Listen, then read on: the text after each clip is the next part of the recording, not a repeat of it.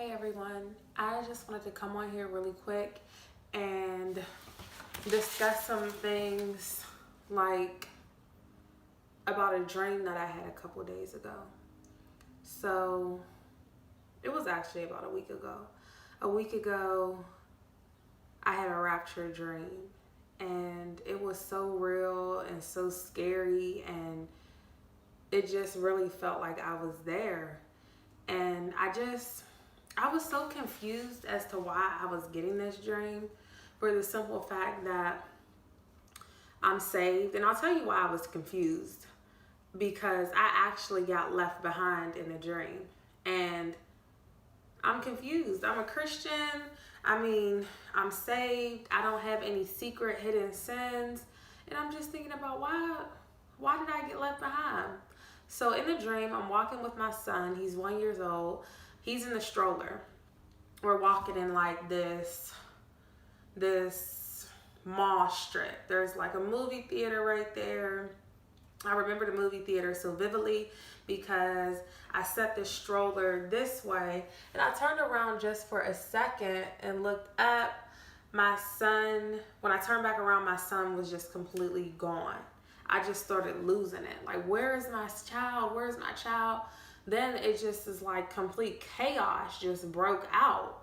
So I'm just in shambles. I'm so hurt. Like, I don't know where my child is. Everything in the world is just falling apart. I run into this church. When I run into the church, there's people in there. They're crying. They're passing out. They're falling out.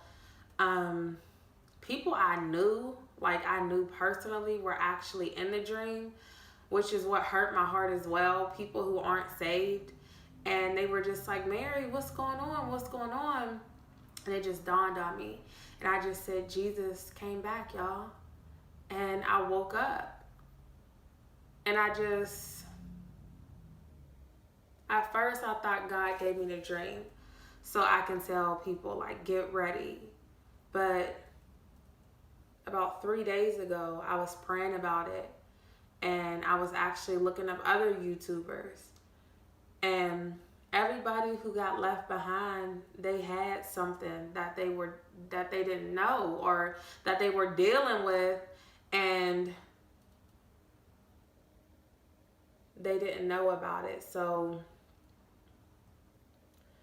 I was talking to God and I was praying, and the Lord just let me know, like, that dream was for me. It wasn't for me to, get ready, and then I'm just like, you're good. No, that dream was for me. And it was God telling me, I have unforgiveness in my heart. I wrote down a list, actually, of stuff that I deal with personally. And it's like God told me, I examine the heart. So I cannot have all these secret sins, and I can be doing good, what I think is good. But God was like, no, I examined the heart. God knew what was in my heart. I had unforgiveness in my heart. Pride was in my heart. It was about 4 or 5 other things that were in my heart that were so ugly. And it's crazy because we really think that our heart is so pure. A lot of us do. I did. I thought my heart was so pure. I thought I haven't really done any wrong, to a whole bunch of people. I don't steal. My heart was ugly. And that day it got exposed to me, and God pretty much let me know, like, you're not all of that. And I always use this verse down here, Matthew 7:21.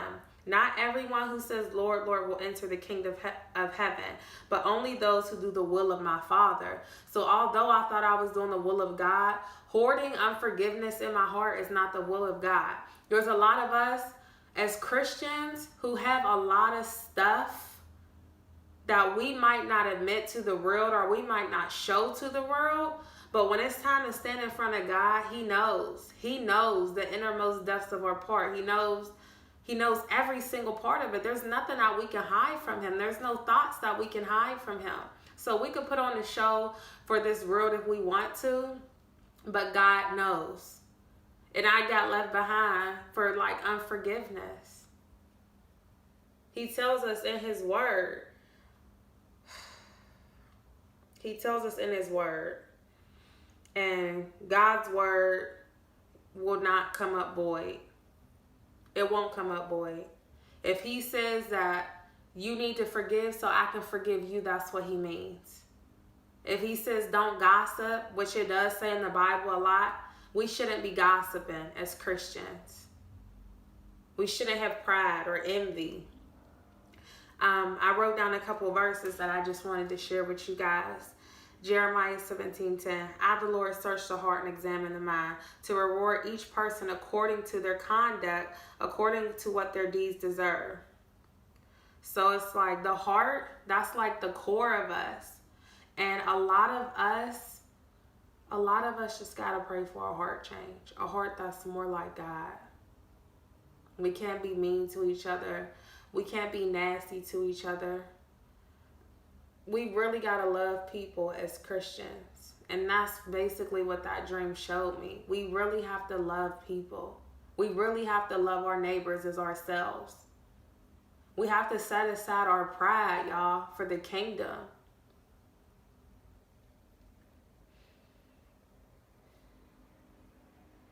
I wrote down one more verse, James 1:26. Those who consider themselves religious and yet do not keep tight rein on their tongue deceive themselves, and their religion is worthless. So it's like, I see a lot of memes, a lot of Christian memes where, you know, we ready to pop off. We ready to do this. It's like, that's not of God. You can't have that stuff in your heart and say you walk with the Father. You cannot. There's no way. You're fooling yourself. So that's just all I had to share today. I just want to challenge anyone who's watching this. Just pray and ask God to reveal yourself to yourself. So ask God to reveal your heart to you.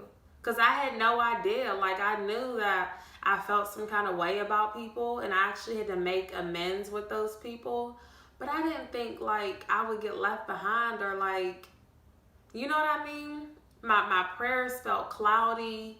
It's just all a healing process. A lot of us have to heal. A lot of us got to get back to the bases, on our faces, praying and really seeking God. Ask him to expose things that are in you that are not of him, and he will do it. I just hope that this video blesses somebody, could bless somebody. And I really love you guys, whoever's watching this.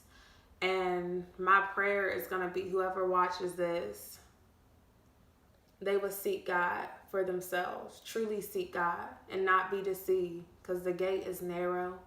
And that's just the word I wanted to leave with you guys.